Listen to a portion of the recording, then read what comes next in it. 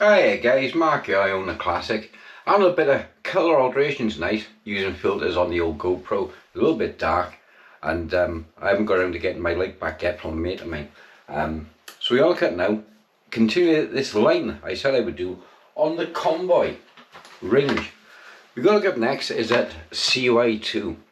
This was the second release in the Convoys from 1982. Although I've seen actually got one badge from 1981.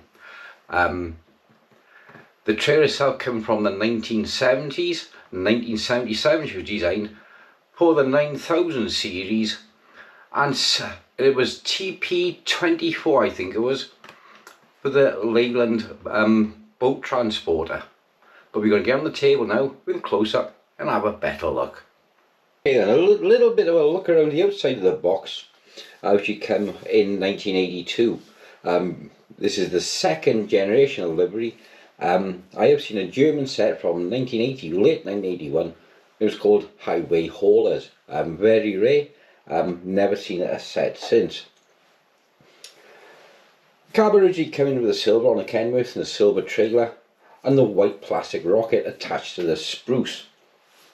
I put the foam inside the box to stop it rattling around a little bit, because these become particularly fragile now and keep them out of sunlight, because all 1980s plastics, these badly discolour. I'll show you on another truck in a moment. This end on, same as all Matchbox trucks. Most of it was bilingual. Early ones was no print at all on the side. And again, 1982 Lesney products. Same again from this side.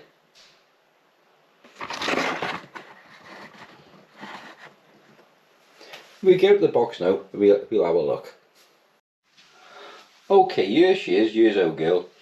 Now as you can see, it's quite a nice example. It's similar to I'll show you now, which was standard production, and it was quite poorly done. The cab graphics, this Matchbox seemed to have a major problem with getting consistency on the cab graphics, and I've seen 5 different variations of the colour scheme. Now this release was a second release. How do I know this? If we look on the top of the cab here, we've got the blue square. The early releases are like an upside down letter A. They try to improve the printing and delete some of the features to make it more desirable, and in fact it was easier to print. So this series 2 here, and we have an example here, and this was my original from 1981. She's marked 1981 on the bottom, and I remember having it when I was roughly 8 years old at Christmas. Where the trailer has gone, I haven't got a clue. I couldn't tell you. Over the years it seemed to have vanished, which promoted me to buy this one because it was the closest I could get in good condition to the original spec of this one. Doesn't look particularly played with, but believe me, she did a lot of miles in my hands. So this was so this is the release 1, and that's the release 2. Literally weeks before the end of producing, before I went over to International Toys or Tyco, wherever it was at the time, Matchbox produced this one, but again with the front graphics deleted in an attempt to save pennies. Literally they was trying that hard. So I'll just move these over. So you got the series 1, series 2, late series 3 if you like, and then you have the macaw version. This was the first release macaw with a white cab. Now in between this one and this one, Matchbox International done when she was in a plain grey.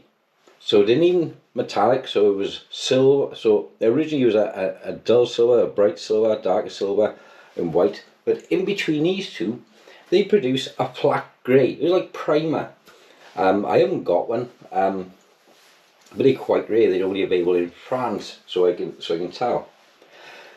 Later version of this then was done with a silver rocket, and the very last of them then, they didn't even bother print the red stripe on with NASA or NASA on a cab. They left it out completely. So lastly then, we have this very early series one, as you can see from here. It's got the full A on the cab. It lines up quite nicely. Some of them didn't line up nicely at all. If I can show you on, let me see, this one here, that's a really nice A pattern. But you can see, these little lockers on the side, they had great difficulty lining up with those on production line, and that's what caused the problem. So as we can see on this one, this is an early one, all the tooling was quite fresh, but you still have this kind of arc effect to the decal, where the red lines in further than the blue, because we would put in the stamping press at the same time, so one colour would be done first, then the second colour. So of the NASA cabs, there's a lot of variations. Now I quite like this one. Although it hasn't got the full A, it's a 1981, the decal's actually in line. But if you look on the front of the step here, it doesn't line up. Again, on the McCall lorry, it doesn't line up. Whereas on my original from 1981, she lines up perfect around the front wheel arch, and she's virtually straight down the side. And the same as this other one, the same. It's a shame that they never got the tamper printing right, because there is literally so many variations of these. You can't say one or another is a production error, as there's so many production errors with these. It's hard to quantify what is an error, what isn't. Matchbox just to let them go. Okay, so we're going to pop one of these rigs on the turntable now and have a quick look around one. Okay, we're going to have a quick look around the trailer. The trailer, like I said, was designed back in 1977. All the intricate detailing on the trailer was all cut in originally into the master mould by hand, or master casting I should say, from which the negative was taken to mould the trailers. The only difference between the low bed trailer here from 1980 onwards was Matchbox changed the casting to have a peg and post rather than the original T-slot on the original Convoys. Sorry, on the 900 series, which technically is the start of the Convoys.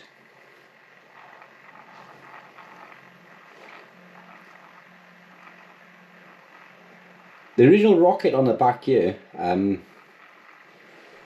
quite disappointed I am with this one, because some of the little plastic lugs have snapped, which you do with the years. They become very fragile, easily to break, and to get a white one these days is very hard. I'll show you on one of the rockets now. As you can see here, the moulding for this was used on a 2024 Matchbox or 2023 Matchbox in the Convoys range, and so it would be so bad that Matchbox couldn't even bring themselves to brand it as a Convoy. They branded it as a Convoys, a different line altogether, even though it was using a mould taken from the original Lesney rocket. So as you see coming round now, some do fade quite bad when left on display. It's quite unfortunate that they do go so bad, because this one is still attached to the chassis frame, and it becomes so brittle. When I actually touched this the other day, the head of the rocket actually broke off the frame. So until that point she was virtually mint, albeit rather discoloured.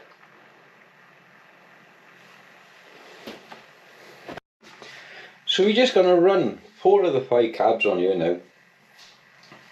As you can see, the variations in some of them, including my original from 1981, are very play worn.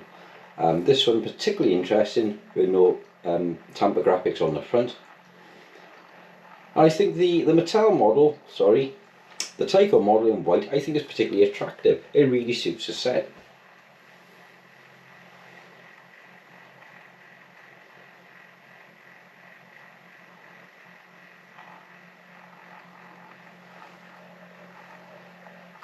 We just continue to have a little bit of a browse now, as you can have a look.